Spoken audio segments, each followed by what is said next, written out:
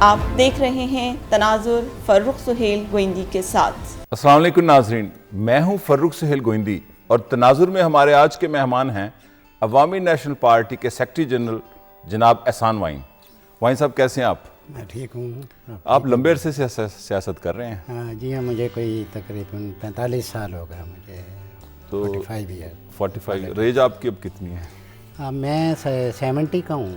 تو مطلب آپ نے بڑی کم عمری میں سیاست شروع کی، 25 سال کی عمر ظاہر ہے میں؟ جس آپ ابھی حساب لگا لیں کہ میں ادھر وکالت میں آیا، ساتھ ہی میں نے پالیٹکس شروع کر دی۔ اور کس پلیٹ فارم سے کی پالیٹکس آپ؟ میں شروع میں تو اگینسٹ ایوب خان، اچھا، بھٹو صاحب کو سپورٹ کیا، اچھا، اور وکلا کے ایجیٹیشن میں کوئی جو انقلاب کا زمانہ ہے پاکستان میں۔ ہاں، زیادہ عرصہ نہیں، کوئی چند دن گرفتار بھی رہا۔ تو اس کے بعد پھر یحییٰ خان کے دور میں ایوب خان حبیب جالب اور ہم نے اپوز کیا ملٹری آپریشن جو مشرقی پاکستان میں 71 میں، تو اس میں بھی پھر میں گرفتار ہوا حبیب جالب کے ساتھ۔ یہ ناصر باغ ہم نے جلوس نکالا کہ بھائی یہ ملٹری آپریشن نہ کرو، ملک ٹوٹ جائے گا۔ تو انہوں نے 25 مارچ 1971 کو ہمیں اریسٹ کیا، تو دسمبر میں ملک ٹوٹ گیا اور گولی چلائی۔ تو جالب صاحب نے تقریر کی گولی نہ چلانا، میں نے جیسی تقریر آتی تھی کی گولی نہ چلانا، لیے نہیں، کیونکہ یہ فیصلہ کر بیٹھے تھے کہ انہوں نے ملک تقسیم کرنا ہے، تو کیا انہوں نے تقسیم۔ اچھا وائن صاحب یہ بتائیں کہ جو 68 کی ایک پروڈکٹ ہے پولیٹیکل لیڈرشپ میں، وہ ایک بڑی یونیک ہے اور وہ جو ان سے معدوم ہوتی جا رہی ہے، اب اپنی طبعی عمر بھی پوری کر رہی ہے، کیا ایسی لیڈرشپ بعد میں امرج کرے گی یا کر رہی ہے؟ گوئندی صاحب مجھے لگتا نہیں، وہ اس کی ریزن یہ ہے کہ 67 میں بھرپور انداز سے بھٹو صاحب کو سپورٹ کیا اگینسٹ ڈکٹیٹرشپ۔ ایک ایجنڈا تھا، ایک ایجنڈا تھا، ایک میرا مطلب ہے کہ ایک آئیڈیلزم بھی بڑا تھا، لیکن آئیڈیلزم بڑا اچھا ہوتا ہے ایک سوسائٹی بنانے کے لیے، کہ سوسائٹی کو ایکول معاشی طور پہ نہ اکنومیکلی اس کو مساوات ہونی چاہیے، خواتین کے حقوق ہونے چاہیے، غریب جو ہے یہ اس کو تعلیم ملنی چاہیے، ایک آئیڈیل سوسائٹی ہونی چاہیے۔ ہم آئیڈیلسٹ تھے بڑے، تو وہ اس میں لذت تھی پالیٹکس کی اور تھی، تو وہ کھیپ جو تھی اس کے بعد آہستہ آہستہ آہستہ آہستہ وہ ختم ہوتی گئی، اور پھر پولیٹیکل پارٹیز نے بھی وہ کھیپ تیار نہیں کی۔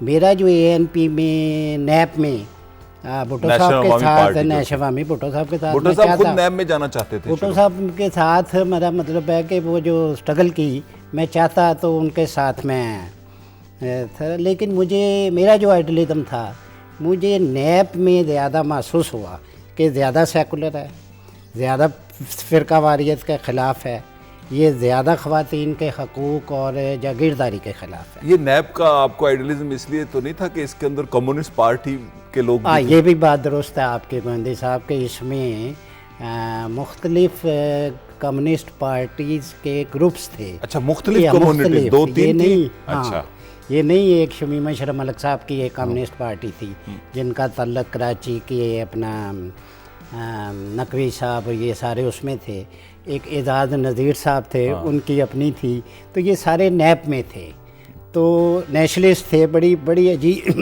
عجیب صورتحال تھی۔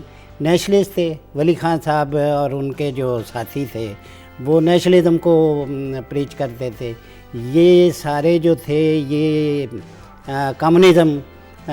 اچھا، یہ جو آپ بات بتا رہے ہیں چونکہ بڑی امپورٹنٹ ہے ہسٹوریکلی، اس کی وجہ یہ تو نہیں تھی کہ سوویت یونین چونکہ ایگزسٹ کرتا تھا، کولڈ وار تھی، تو سوویت لیڈرشپ کا فیصلہ تھا کہ نیب کے اندر رہیں یہ کمیونسٹوں سے؟ یہ بھی آپ کہہ سکتے ہیں، کیونکہ ہمیں جو تھے الزام، ہم پر جو الزام دیتی تھی جماعت اسلامی یا یہ مذہبی پارٹیاں کہ یہ روسی ایجنٹ ہے۔ اچھا، ہاں، تو ایک یہ جو سوشلسٹ پارٹی تھی اس وقت ہیڈڈ بائی سیار اسلم جی یہ پرو چائنا تھے, ماؤسٹ تھے یہ ماؤسٹ تھے. تو ہم جو تھے نیب کے یہ ہم پر تھا کہ یہ پرو رشیا ہیں. تو یہ جو ہم میں کمیونسٹ پارٹیز تھیں وہ ساری کی ساری پرو رشیا تھیں, پرو ماسکو تھیں. پرو ماسکو. اچھا, یہ جو پرو ماسکو کمیونسٹ تھے اور ولی خان اور یہ جو خان جو تھے قوانین, ان کا نیشنلزم کا کلیش نہیں تھا ود ان پارٹی کمیونسٹوں کا اور نیشنلسٹ کا؟ یہ بات میں گوندی صاحب شاید اب لوگوں کو یا ہمارے انٹلیکچوئلس کو یہ سمجھ نہ لگے, خان عبدالولی خان بڑے ظرف کا انسان تھا. جی ہاں, واقعی. وہ جینورلی بلیو کرتے تھے کہ ملک میں جاگیرداری سسٹم نہیں ہونا چاہیے. اچھا. چونکہ وہ خالصتاً پولیٹیکل سٹرگل, اور ان کے والد صاحب 35 سال قید, انہوں نے باچا خان ہیں, انہوں نے ولی خان صاحب نے 17 ایئرز جیل کاٹی کہ کس کے لیے؟ جمہوریت کے لیے. وہ تو آزادی کے لیے لڑتے رہے باچا خان صاحب. یہ 12 سال کی عمر میں قید ہوئے. اس کے بعد یہ ان میں نے یہ کنٹراڈکشن نہیں دیکھی کہ یہ چاہتے کچھ ہیں اور کہتے کچھ ہیں, یہ میں نے نہیں دیکھا. اور یہی وجہ ہے کہ میرے 40 سال سے زیادہ ان کے ساتھ میرے گزر گئے, چاہے وہ نیب ہو, این ڈی پی ہو. اور ابھی نیب پہ پابندی لگی, ہم نے این ڈی پی بنا لی.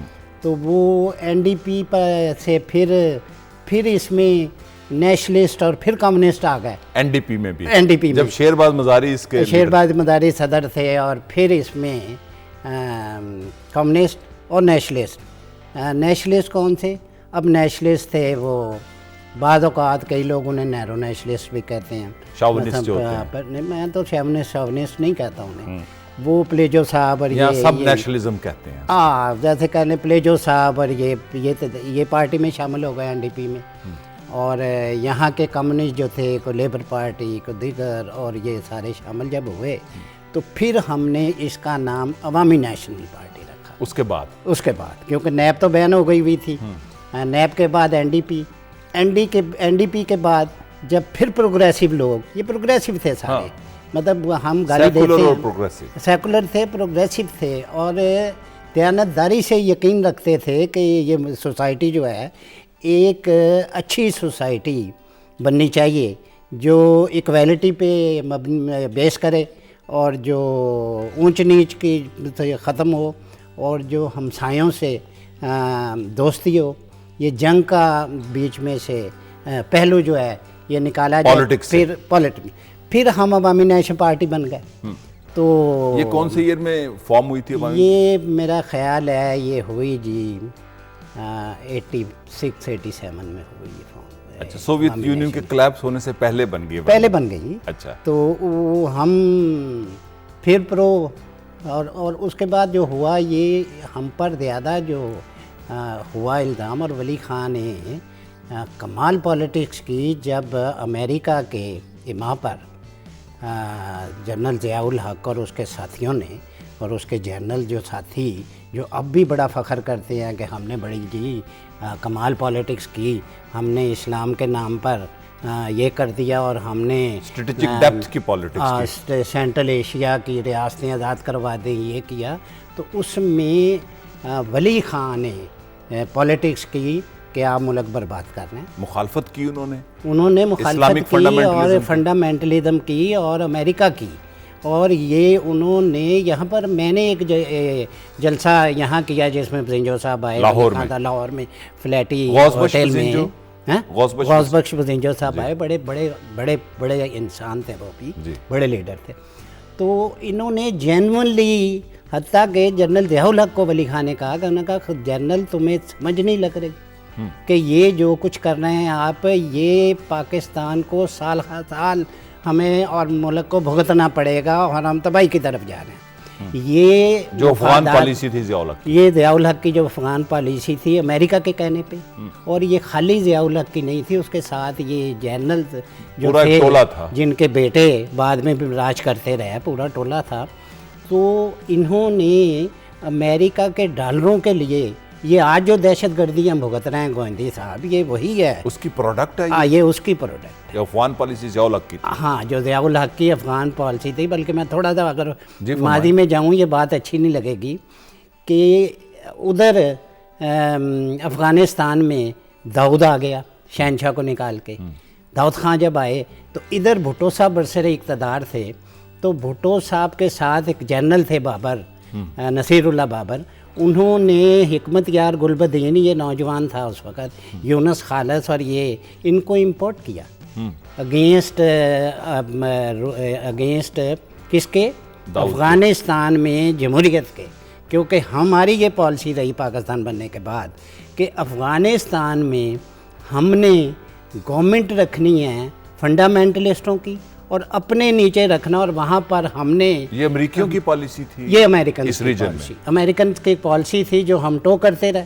اور بھٹو صاحب نے, اور آپ کی پارٹی جو اس کی مخالفت کرتی, ہم نے اس وقت بھی مخالفت کی, بھٹو صاحب کی مخالفت کی کہ بھئی یہ آپ کیا کر رہے ہیں, یہ گلبدین کو بلا لیا ہے, یونس خالق کو بلا لیا ہے, یہ وہاں پر دہشت گردی کرنا ہے, یہ تباہی ہو رہی ہے افغانستان, اگر جمہوریت کی طرف جا رہا ہے تو بھائی جانے دو. اچھا وائن صاحب یہ بتائیں, آپ نے ایک شروع میں بات کی نیشنلزم کی, کیونکہ پاکستان میں نیشنلزم کی ڈیفینیشن کو محدود کر دیا گیا ہے, جیسے آپ نے بھی کہا نیرو نیشنلسٹ, قوم پرست.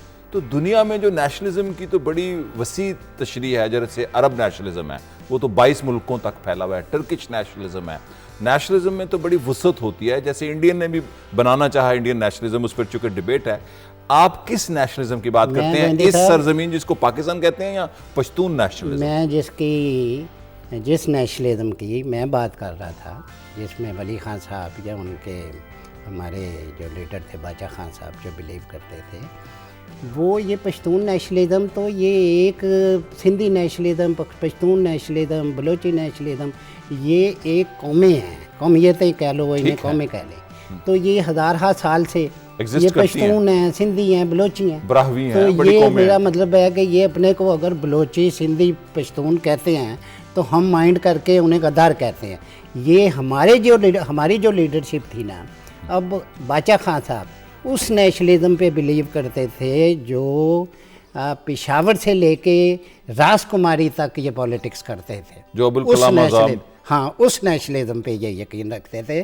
باچا خان نے سیاست پشتونوں کی نہیں کی خالص, انہوں نے تو پورے انڈیا کی پشاور سے لے کے اور راس کماری تک پولیٹکس کی. یہ سارے انڈیا میں پھرتے تھے, کشمیر میں جاتے تھے, تقریریں کرتے تھے کہ بھائی آپ کیا کر رہے ہیں. تو اس لیے وہ نیشنلزم کی ہم بات کرتے ہیں جس کی آپ نے بات کی, ہم یہ نیرو نیشنلزم کی بات نہیں کرتے. 1947 کے بعد ایک نئی ریاست امرج کی, تو اس پرسپیکٹو میں آپ کا نیشنلزم ان قومیتوں کا مرکزی نیشنلزم کی آپ بات کر رہے ہیں, جو ساری قومیتوں کا ایک, جس کو انڈس ویلی سیولائزیشن ہم پھر بالکل ٹھیک ہے, پھر یہ پاکستان بن گیا. تو نیشنلسٹ جو تھے انہوں نے انڈیا آزاد کیا, انڈیا آزاد ہے, اس میں مجھے کوئی ریزرویشن نہیں ہے بات کرنے میں کہ انڈیا کو آزادی جو ہے, میں عرض کر رہا ہوں کہ نیشنلسٹوں نے اور کمیونسٹوں نے مل کے, کمیونسٹوں کی بھی بڑی سٹرگل ہے, سال ہر سال قید کاٹی کمیونسٹوں نے, ملک آزاد کروایا انڈیا.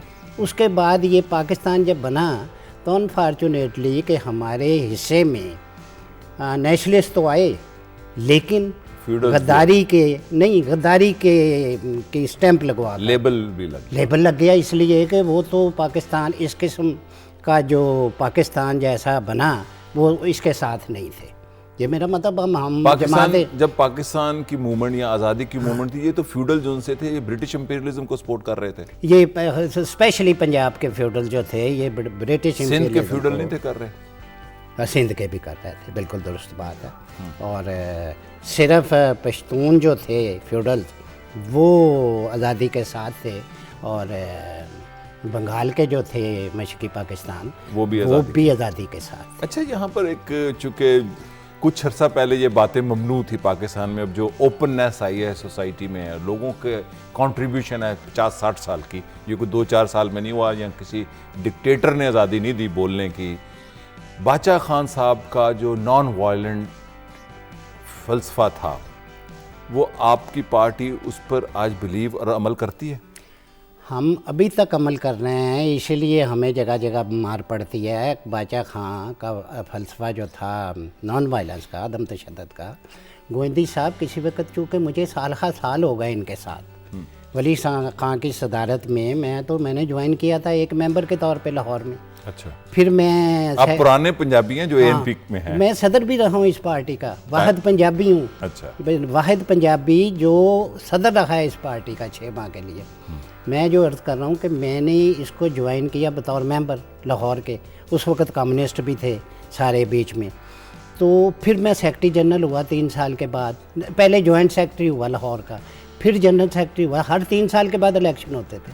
پھر صدر بنا, پھر میں پنجاب کا صدر بنا. اس کے بعد میں مرکزی نائب صدر بنا. اس کے بعد میں سینئر مرکزی نائب صدر بنا.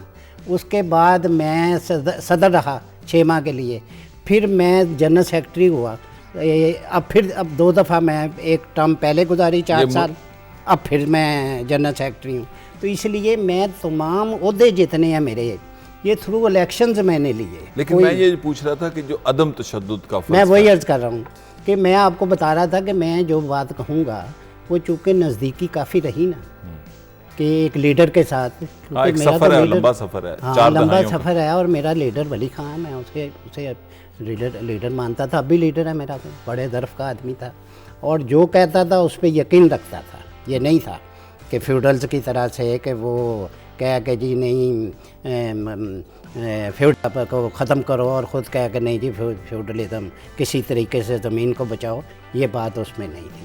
اب عدم تشدد مجھے کسی وقت ان کے ساتھ رہ کے یہ محسوس ہوتا ہے کہ باچا خان کسی وقت گاندھی سے بڑا آدمی تھا. اچھا, کیونکہ ہاں وہ اس طرح سے کہ گاندھی کو تو قوم ایسی ملی تھی کہ جو عدم تشدد پر یقین رکھتی. لیکن گاندھی کی قوم نے عدم تشدد کا عملی مظاہرہ نہیں کیا. لیکن ساری سوسائٹی وائلنٹ ہو چکی, وائلنٹ ہو گئی. گاندھی جو ان سے ہیں وہ گاندھی کا ہندوستان نہیں ہے, انڈین انٹلیکچوئل کہتے ہیں, وہ نہرو کا ہندوستان کہتے ہیں. اب تو اس کو تو قوم ایسی مل گئی جہاں پر عدم تشدد پرچار کرتے ہوئے انہیں کوئی ڈیفیکلٹی نہیں ہوئی. یہ باچا خان, لیکن وہ مارے گئے تشدد کی وجہ سے. باچا خان نے جو عدم تشدد پشتونوں میں جو انہوں نے وہاں پر پرچار کیا اور وہاں انگریز کے خلاف جو جدوجہد کی, وہاں گوندی صاحب لوگوں نے آگے سے فائر نہیں کیا, ہزاروں لوگ مرے.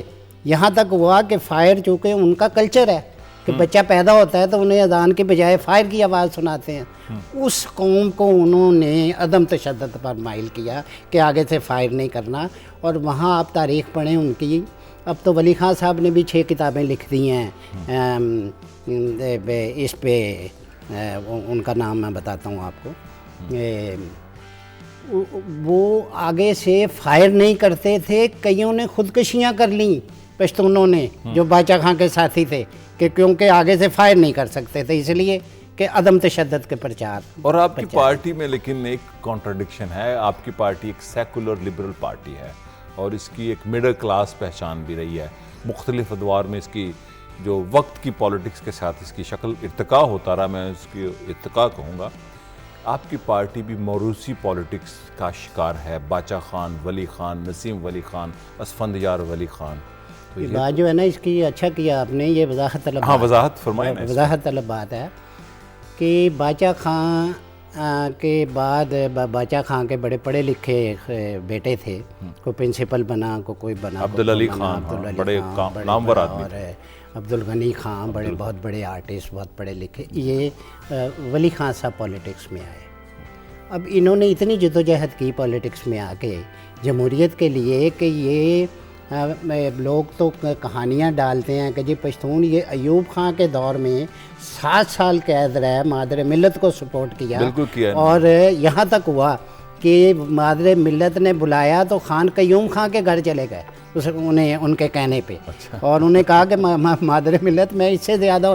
اور خان عبدالولی خان انہیں فاطمہ جناح نہیں کہتے تھے. اچھا, انہیں مادر ملت کہتے تھے. کہتے اس خاتون ولی خان مادر ملت کہتے. ہاں مادر ملت کہتے. محمد علی جناح کی ہمشیرہ کو کہتے تھے. اس خاتون کی جدوجہد ہی بڑی جمہوریت کے لیے. اچھا, تو اس لیے ان کی جمہوری جدوجہد تھی خان عبدالولی خان کی. ہمارا ایک کلچر ہے پولیٹکس میں, ہم یہ نہیں کہتے کہ ہم نے اتنی قید کاٹی.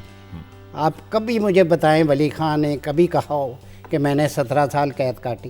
یہ ان کے فوت ہونے کے بعد باہر آئی باتیں کہ جی ولی خان 17 سال قید.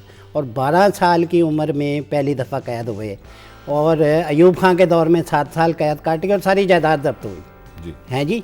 تو اس لیے یہ جو ولی خان کا آنا باچا خان کے بعد یہ ان کا ایک حق بنتا تھا پولیٹیکل سٹرگل کے، جد و جہد کے ناطے، تو وہ آئے. اور اسی طرح اس سے میں عرض کروں یہ ولی خان کیوں آئے، سن لیں. یہ نیب بنی 1956 میں، تو یہ اس میں سارے صوبے، اور مولانا باشانی پہلے صدر تھے اس کے، آپ میری بات سن لیں. بالکل یاد ہے. ولی خان نہیں تھے، باچا خان کے بعد ولی خان صدر نہیں بنے، مولانا باشانی تھے. مولانا باشانی صدر تھے. ولی خان تو صدر جب پارٹی تقسیم ہوئی تو باچا خان تو کبھی صدر رہے نہیں نیب کے، تو ولی خان ہی صدر آئے. اس کے بعد اب سن لیں ولی خان صاحب صدر بنے، تو چلتے رہے چونکہ پولیٹیکل سٹرگل بے پناہ کی، اور پروگریسو اس ملک میں پروگریسو نیشنلزم کی بنیاد پر اگر کوئی پالیٹکس کسی پولیٹیکل لیڈر نے کی وہ خان عبدالولی خان ہے.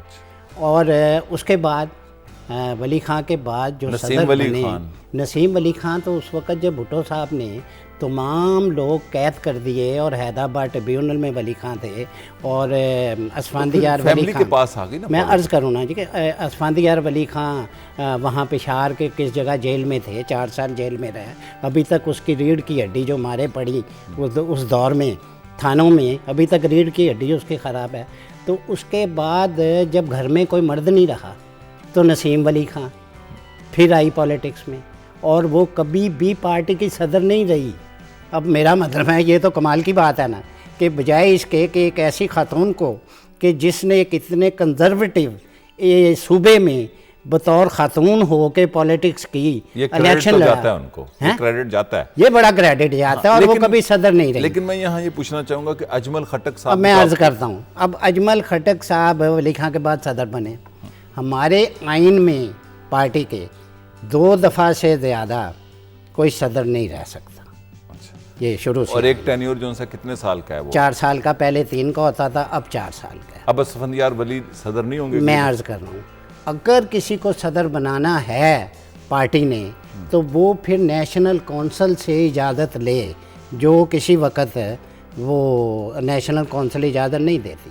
اب میں بتاؤں آپ کو، جب یہ آئین میں آیا ہماری پارٹی کے کہ 2 دفعہ ہی صدر رہے گا، تو ولی خان صاحب کو کہا گیا کہ نیشنل کونسل سے ہم اجازت لیتے ہیں کیونکہ ضرورت ہے، اس وقت ملک میں کرائسس ہے، آپ صدر بنے. تو انہوں نے انکار کر دیا.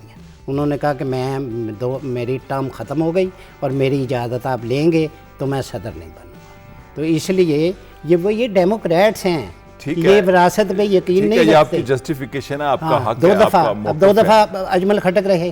اس کے بعد اجمل خٹک کے بعد پھر یہ اسفند صاحب تشریف لائے ہیں. یہ ولی خان کے بعد نہیں آئے کہ باپ کے بعد بیٹا آ گیا، وقفہ آیا بیچ میں اجمل خٹک صاحب کا. اجمل خٹک 8 سال رہے، وقفہ نہیں جی، 8 سال رہے. انہوں نے پوری پالیٹکس کی، اور اس کے بعد اب یہ آئے ہیں. اچھا، اب ہم آتے ہیں کہ افغانستان میں آپ نے فوجی مداخلت کی اور امریکی مداخلت کی مخالفت کی آپ کی پارٹی بے پناہ. 9/11 کے بعد آپ کا کیا موقف ہے افغانستان کے حوالے سے؟ 9/11 یہ بڑی اہم بات ہے. 9/11 کے بعد بڑی ہم پرابلم میں پھنسے.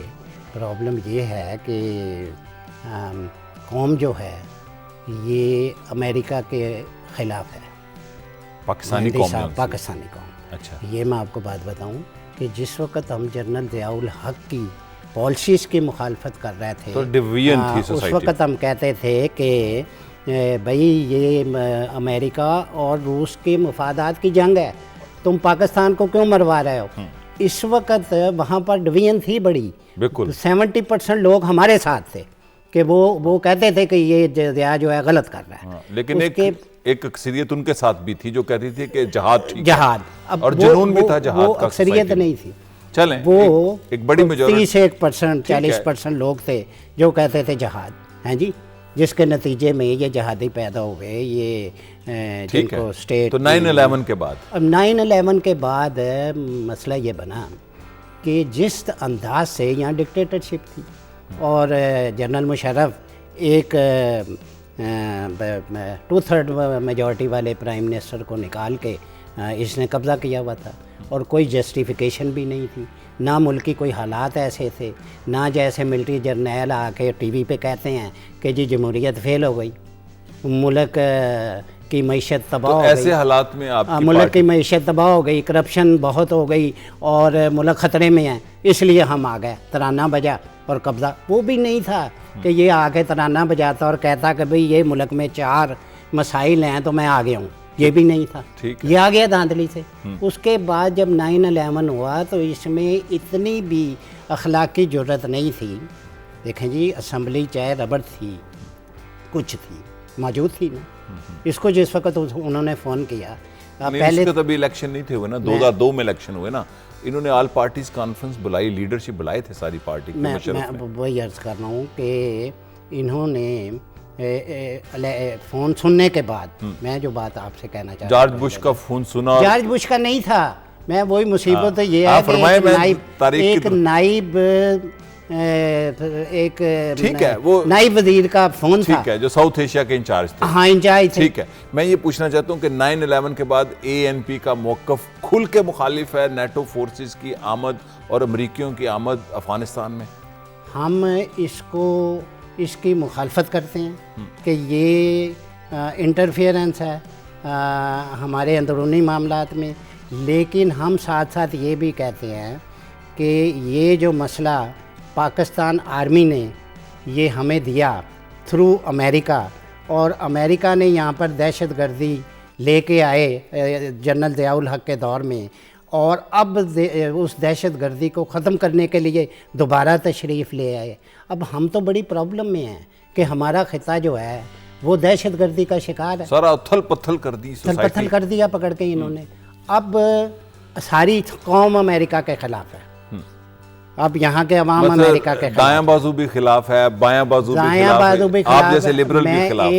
ایک میں آپ کو بتاؤں کہ بایاں بازو چاہتا ہے کہ میں امریکہ کی مخالفت کروں، لیکن چونکہ پوری قوم خلاف ہے امریکہ کے، تو اس کو بھی کرنی پڑتی ہے۔ آپ کی جماعت مکمل خلاف ہے نیٹو؟ ہماری جماعت مکمل خلاف ہے، جو نیٹو جو افغانستان میں کر رہا ہے، جو پاکستان میں جو کچھ ہو رہا ہے، جو ڈرون حملے ہو رہے ہیں، یہ ہم اس کے سخت مخالف ہیں۔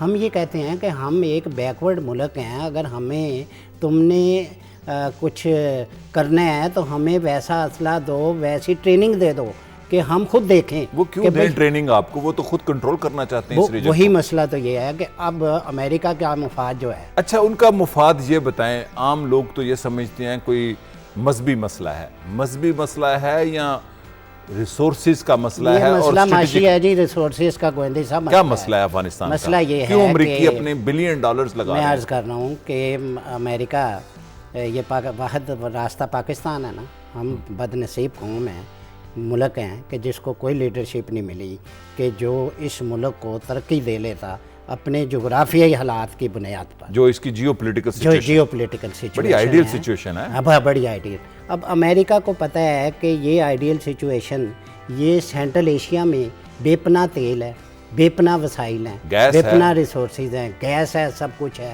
اس نے نہ وہاں سے نکلنا ہے، اس کے ساتھ ہی روس ہے، اب اس نے وہاں پر بھی معاملہ رکھنا ہے، ادھر ایران ہے، اس نے اس پر بھی کنٹرول کرنا ہے، اور عرب ممالک کا تیل ختم ہو رہا ہے آہستہ آہستہ۔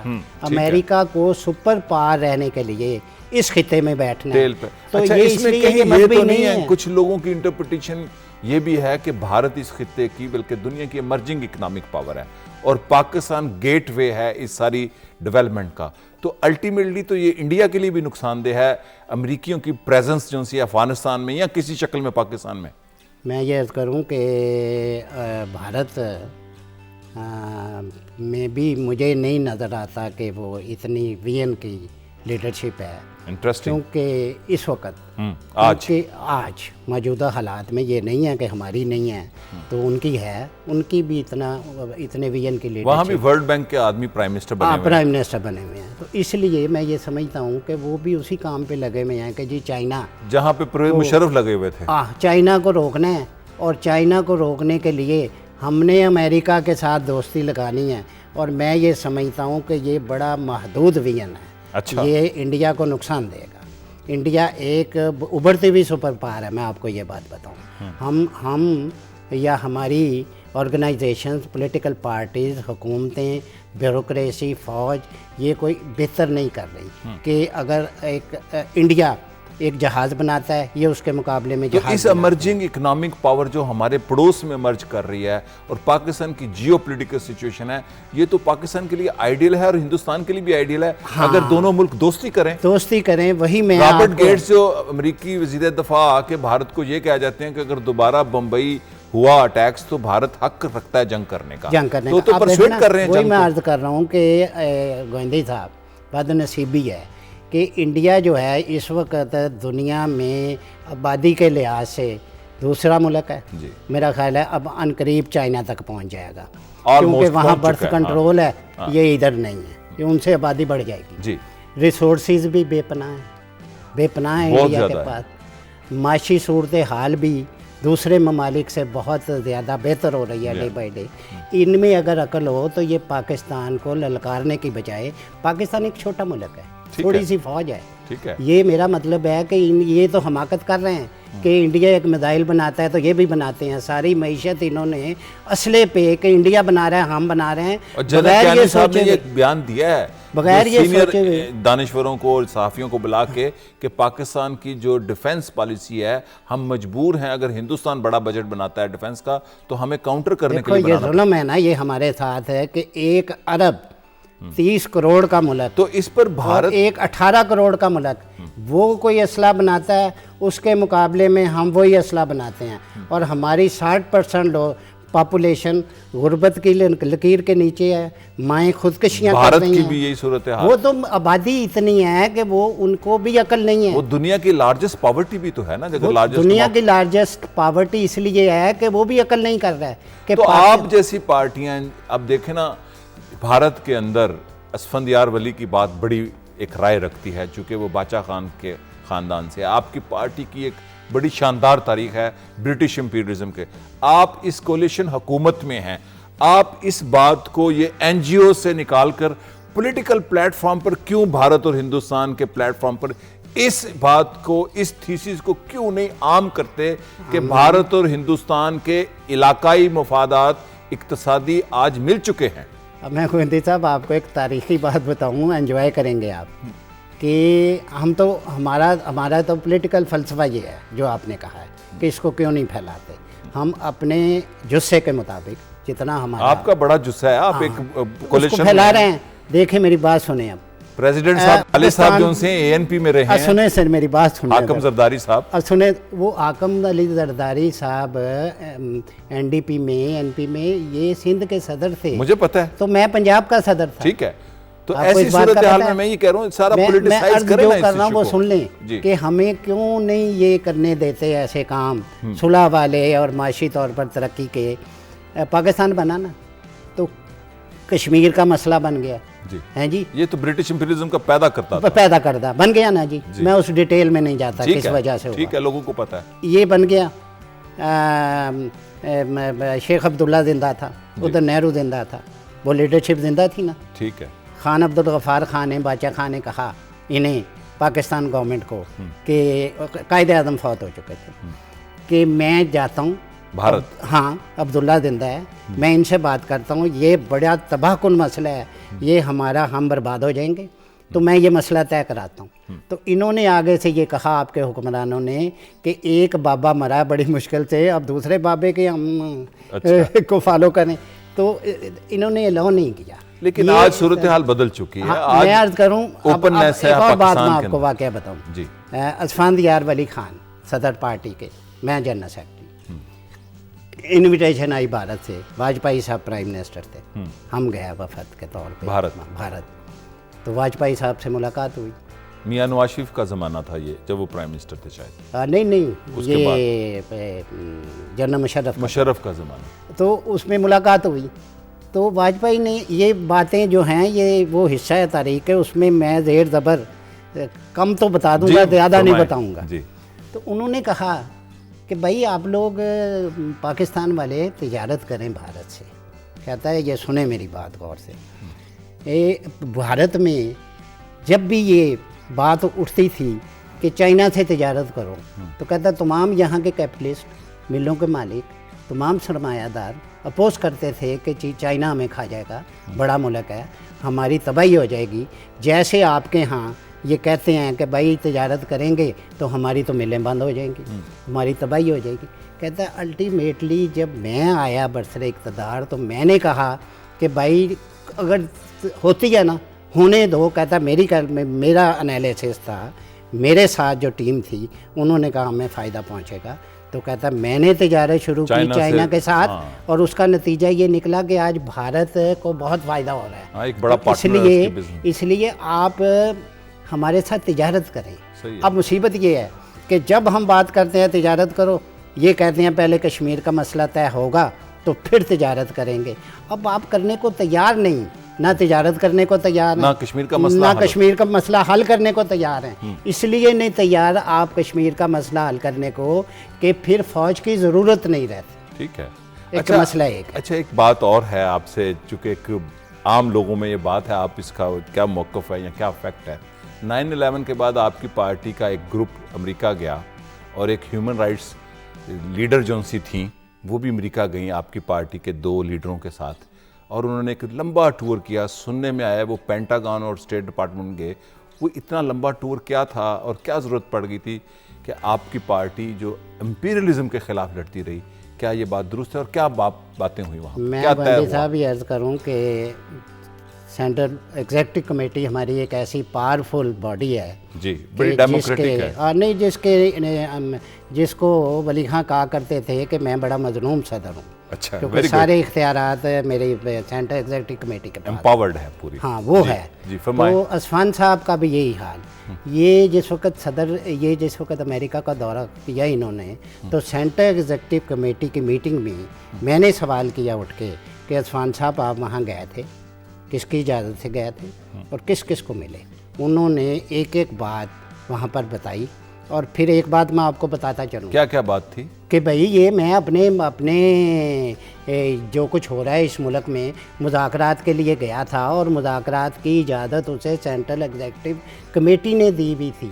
تو یہ جن کی ذکر آپ کرتے ہیں نا, وہ اہمیت کے حامل نہیں ہماری پارٹی میں. کوئی پرائیویٹ دورے کریں, پینٹاگون کو ملیں, CIA کو ملیں, ان کا ہمارے سے کوئی ان کے نہ ٹور کا, نہ ان کی کمٹمنٹ کا, نہ ان کے کوئی معاملہ طے کرنے کا عوامی نیشنل پارٹی سے کوئی تعلق نہیں. اچھا. عوامی نیشنل پارٹی سے تعلق ہے اسفند یار ولی خان کا, کہ جب وہ دورہ کرتا ہے, سن لیں بات میری, سن لیں, ان کا بھی کوئی دورہ شورہ, ان کا کوئی تعلق نہیں, نہ وہ پارٹی کی ہائی کمانڈ کے ان کے میں ہیں. وہ ایک صوبے کے صدر ہیں, وہ بھی اس دفعہ بنے. وہ پارٹی میں, وہ اس ٹور میں تھے نا, وہ پارٹی میں بھی آئے. اسفند یار ولی خان کو سینٹرل ایگزیکٹو کمیٹی نے اجازت دی ہوئی ہے کہ جو اہم ایشوز ہیں اس پر بات کر کے ہمیں رپورٹ کریں. اب میں ایک بات بتاؤں, یہ بات آپ کا کوئی دوسرا نہیں کرے گا. یہاں پر یہی ڈپٹی سیکریٹری یہ امریکہ کے تشریف لائے, وہ ملنا چاہتے تھے اسفند یار ولی خان کو. انہوں نے کہا کہ باچا مرکز آ جائیں, مل لیں مجھے. تو وہاں پر ان کا فون آ گیا کہ بھائی یہ سیکیورٹی کا مسئلہ ہے, آپ یہاں آ جائیں فلاں جگہ.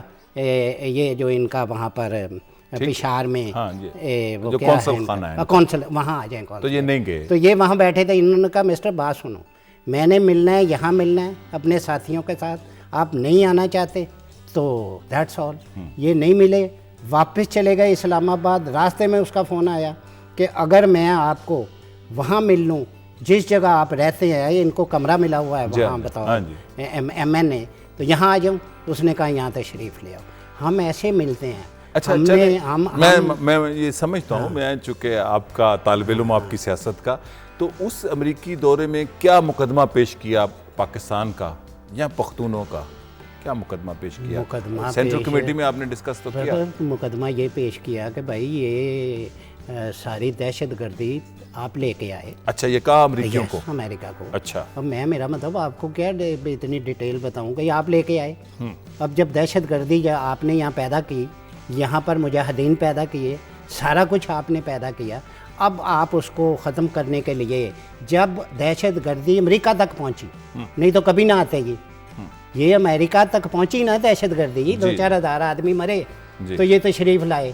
ان کے تو 4,000 مرے اور انہوں نے کوئی 20 لاکھ کے قریب لوگ مار دیے. دہشت گردی ختم کرنے کے لیے آ گئے ہیں. ہمیں بطور پاکستان، یہ نہیں بطور پختون کو تو برباد ہو رہے ہیں، لیکن پاکستان بھی برباد ہو رہا ہے. آپ اپنی پالیسیز کو درست کریں اور یہ پرو پاکستان جو پالیسیز ہیں وہ یہ ہیں اس کے مطابق چلیں. اب جو بات آج کل بڑی پوری دنیا میں پھیلی ہے اور 5 طالبان سے UN سیکیورٹی کونسل نے پابندیاں بھی اٹھا لیں جو بڑے اہم طالبان ہیں، اور امریکیوں نے وہی حسب عادت ایک بات کر دی، گڈ طالبان، جیسے ان کے گڈ وہ کہتے ہیں گڈ گورننس بھی ایک امپیریلسٹ لفظ ہے.